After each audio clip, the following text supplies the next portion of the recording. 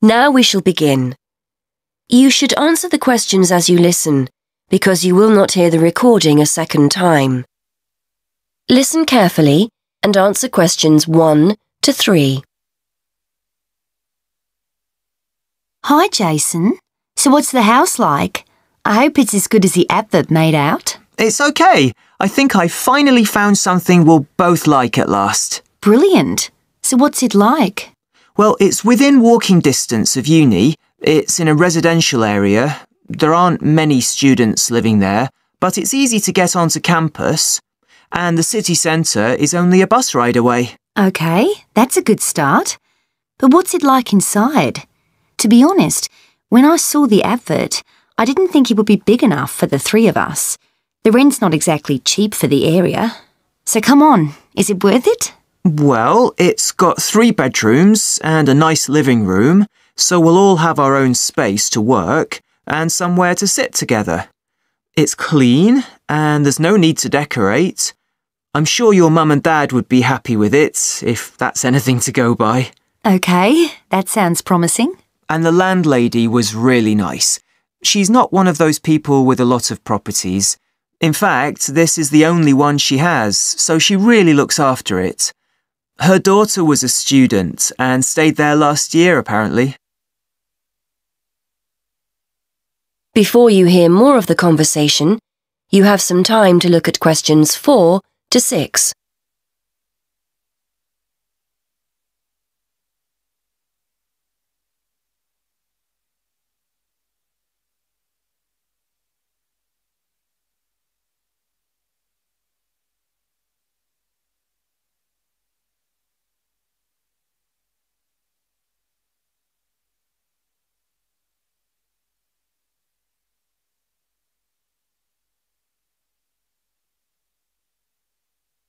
Now listen and answer questions 4 to 6.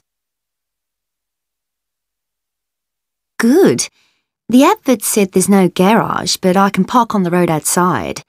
I checked, and there are no parking restrictions along that road.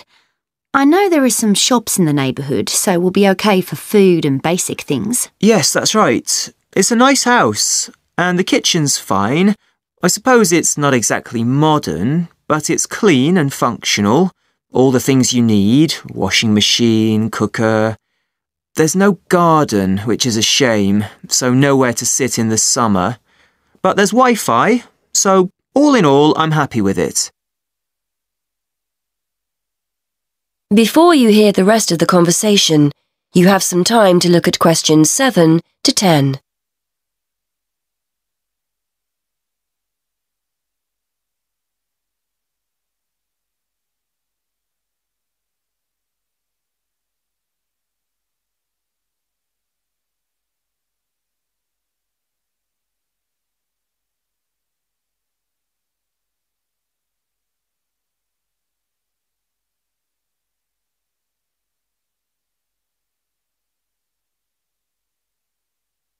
Now listen and answer questions 7 to 10. Right then, I think we've cracked it. I'd like to see it myself before we sign anything. I might pop along later to have a look. It's on Foxwell Road, isn't it? Let me just make a note of the address. That's Foxwell Road. Is that right? Yes, that's right. Number 94. I'll come along with you for another look. So you know what the rent is, don't you? £430 a month. I know that's £50 a month more than we were expecting to pay, but I think it's worth it. It sounds reasonable, especially if it's in a nice area. And we need to pay a deposit as well, don't we? According to the ad, that's 1 month rent in advance. Yes, that's right. That's normal when you rent, so I was expecting it. You'd better give the landlady a ring if we want to have a look round. Why not give her a call and see if she's free later? OK, good idea. What's her number? It's a mobile number, 01764 445 328. Right, I'll phone her now. Hopefully she'll be free and we can go over there this evening. That is the end of section 1. Section 2. You will hear a presenter on a radio phone-in show. The presenter is talking to a woman who was bitten by a poisonous spider. First, you have some time to look at questions 11 to 13.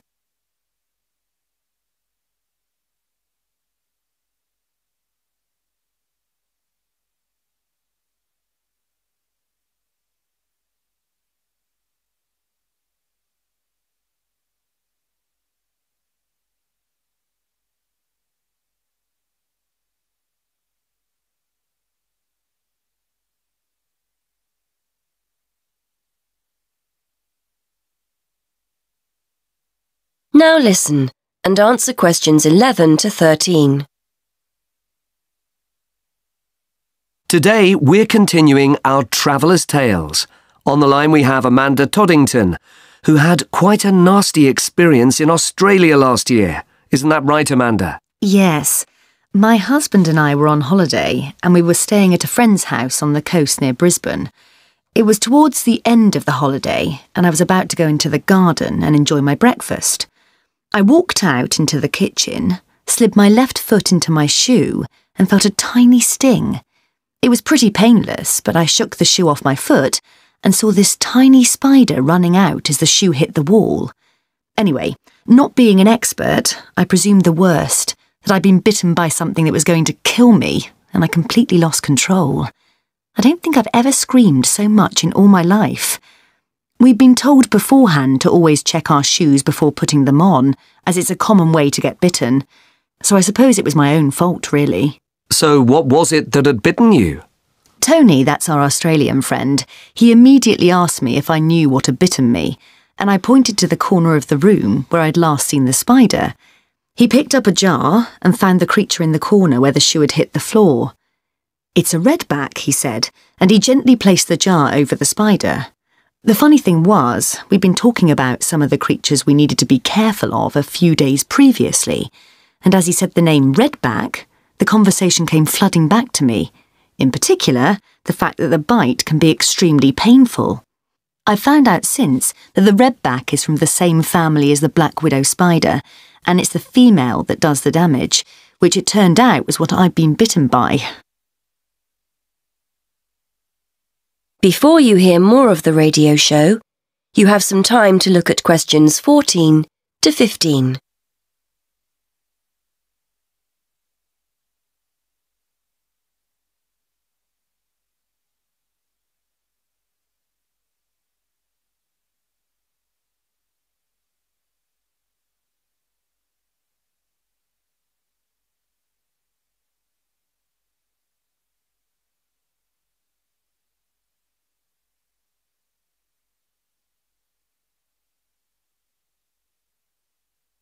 Now listen and answer questions 14 to 15.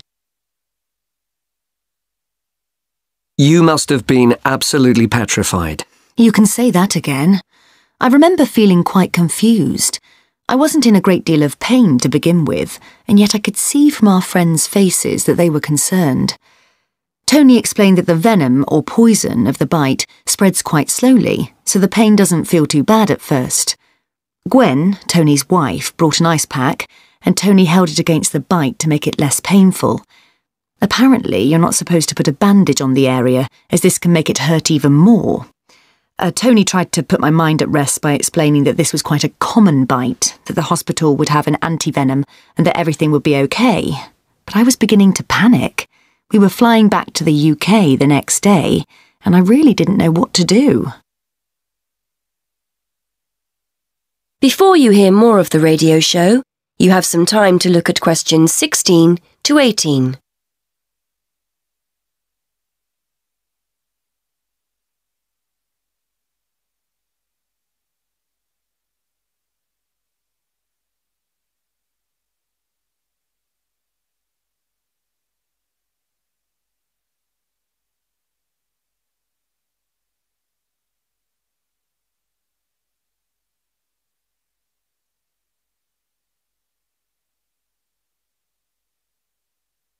Now listen and answer questions 16 to 18. So what did you do? Well, Tony phoned the doctor, who told him to check my symptoms for the next hour or two. As time went on, the pain became very intense, from my foot right up to my knee. My husband was on the internet and was reading out the possible symptoms. I wasn't feeling sick, and I hadn't yet developed a fever, but I had a terrible headache, and my foot was beginning to swell up. At this point, Tony decided to take me to the local hospital to be on the safe side. I really didn't want to go, as I had visions of being kept in for days and all our plans being spoilt. But Tony and my husband insisted. When we got to the hospital, I was relieved to see how casual everyone was when Tony explained I'd been bitten by a red-back spider. They told me to take a seat and got on with their work. Before you hear the rest of the radio show, you have some time to look at questions 19 to 20.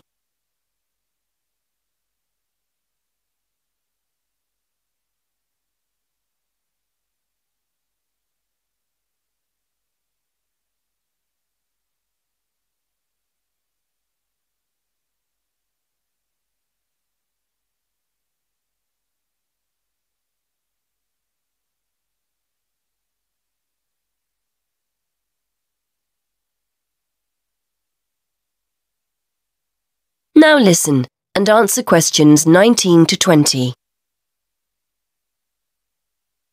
And did you receive any treatment? By the time I got to see a doctor, the pain was very intense indeed, and I was getting quite upset. The doctor decided to give me a dose of an antivenom, which he assured me would eventually deal with the problem. Unfortunately, he also explained that it wouldn't have an immediate effect and the symptoms might last for several days. But the story has a happy ending. My husband managed to book us onto another plane 1 week later. And even better news was that the symptoms of the bite finally cleared up after about 24 hours. Within a couple of days, I was back to normal again. So thanks to the spider, we managed to extend our holiday by a week. That is the end of Section 2. Section 3. You will hear a conversation between a university tutor and a student who has recently started at the university. First, you have some time to look at questions 21 to 25.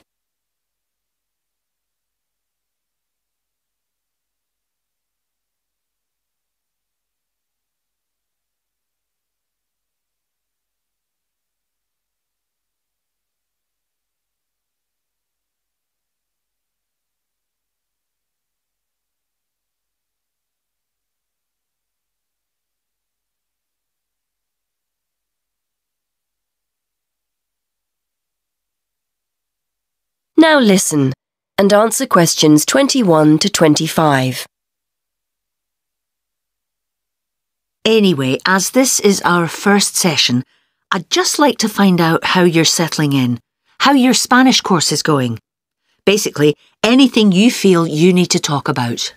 I'm okay, I suppose. I'm settling into my studies, and I'm finding the course interesting. I've got a free day on Wednesday, which is good, and the lectures and tutorials on the other 4 days. Yeah, I'm getting into the swing of things. I'm just missing home a little, that's all. OK. Well, if it makes you feel any better, I reckon half the students I speak with are a little homesick. It's only natural.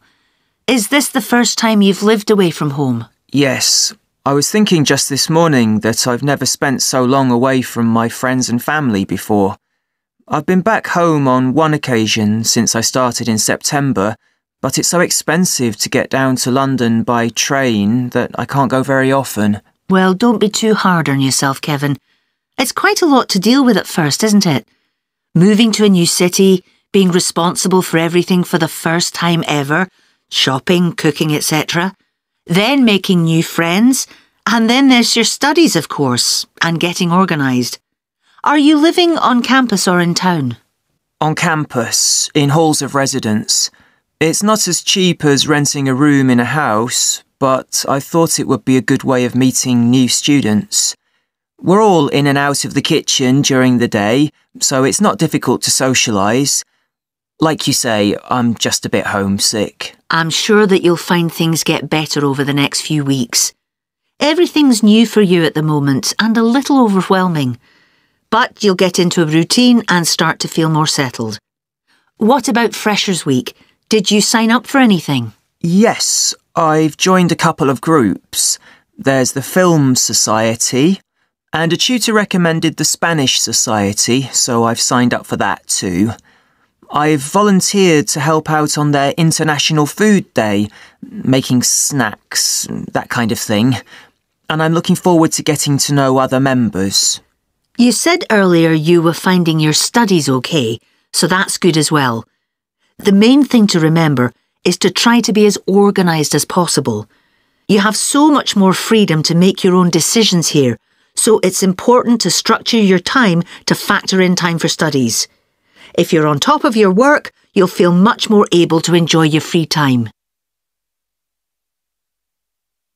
Before you hear the rest of the conversation, you have some time to look at questions 26 to 30.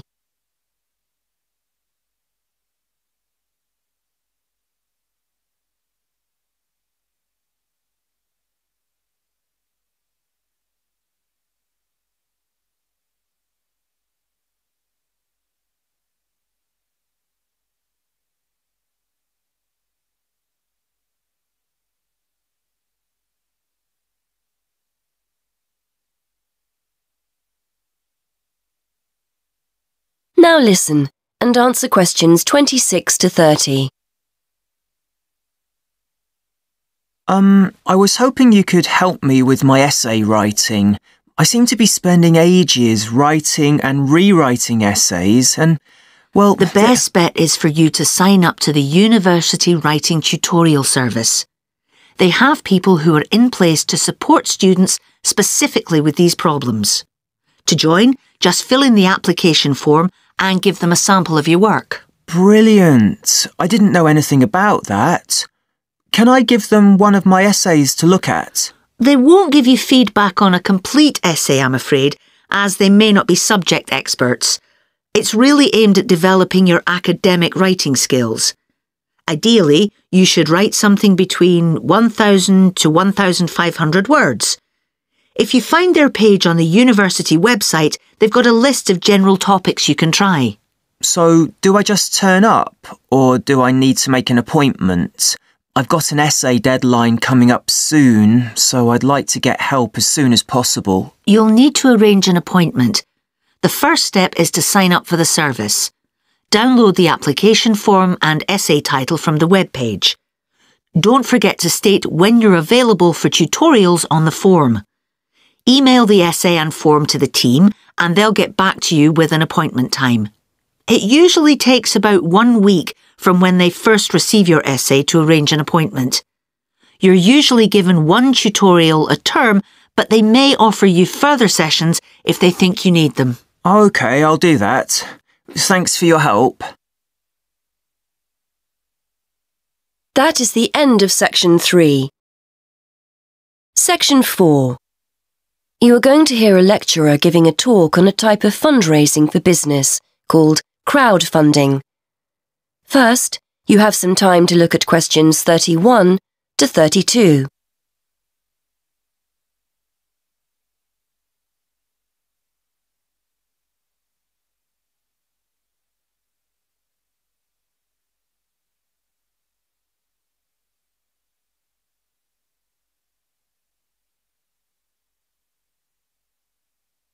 Now listen and answer questions 31 to 32. Good morning, everyone. Today we're continuing our look at funding opportunities for small startup businesses. The emergence of social media has given companies the ability to connect with fans and potential customers directly. On the back of the growth in social media, a model of raising finance has emerged known as crowdfunding. This revolutionary way of raising finance began with micro-lending in the 90s. More recently, an equity-based model has emerged that allows people to invest directly in a new company. We're going to examine this in more detail later, but let's turn first to a third model, which I'll term a fan-based model. With this model of crowdfunding, individuals are encouraged to give an amount of money to support the launch of a project or initiative without the promise of any financial return. Instead, there's a reward for donating. This contrasts with the micro-lending model, which would require a return on investment, and the equity-based scheme, which may offer shares. Before you hear the rest of the talk, you have some time to look at questions 33 to 40.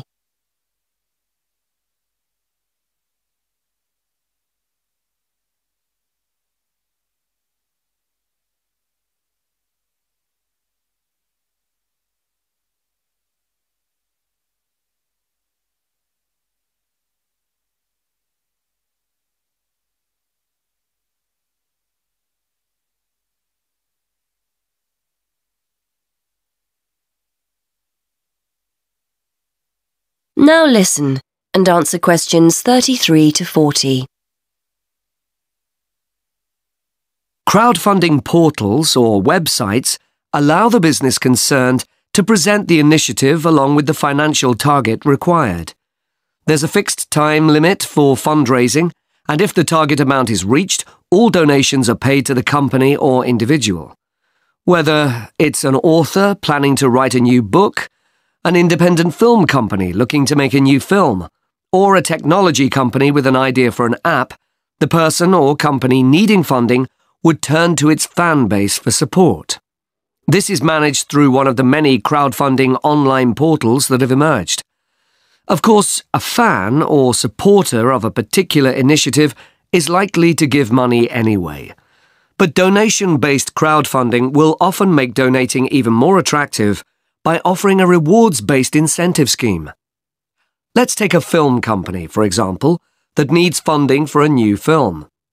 For a small set donation, the donor might be offered a free ticket to the premiere or a DVD of the film. A larger set donation might be rewarded by the chance to attend a launch event when the film goes live. Those people who make bigger donations could even be offered the chance to meet the cast of the film, whilst the highest level donation could see the person's name mentioned in the film credits. For companies that already have a significant fan base, crowdfunding offers a fantastic opportunity to raise money quickly from a large number of people, each of whom donates just a small amount of money. Compare this to the time and effort that would be needed to sell your idea to investors or your bank manager, particularly in an age when raising finance can be difficult. The company may also have links with partner companies or organizations that run fundraising events. In this case, you can significantly increase participation by working with these organizations to promote your crowdfunding project. Another significant advantage is that you can reach out to your fan base for feedback on the project while it's being developed, thus making the final product more appealing. Crowdfunding enables you to raise awareness of the product at an early stage, thus increasing the potential for sales. With so many people behind you, it can also act as a great incentive to get the best possible product out on time and on budget. However, there are disadvantages to bear in mind. The model can be described as all or nothing. If you don't reach the monetary target required in the agreed time, all promises of donations are cancelled and no money is paid, leaving you back at square one. Should this happen, or still worse, you receive the funding but are unable to come up with the product, not only will your fans end up disappointed, but the portal will record the fact that you failed to reach your target, or that the initiative failed. Fulfilling all the pledges that you've made to people can also be very time-consuming. For example, remembering to send out copies of books or free cinema tickets can sometimes be forgotten in the excitement and frenzy of launching your product. People sometimes forget to factor in the cost of rewards when calculating profit margins. But these can be significant. And finally, if you have a small fan base, for example, you're a new company or have a small social media footprint, raising awareness of your initiative will be challenging. These drawbacks aside, donation-based crowdfunding is a wonderful opportunity for individuals or small startups to raise funds for that exciting new project whilst reaching out and connecting to the people who are most likely to support and promote your work for you. That is the end of section 4. You now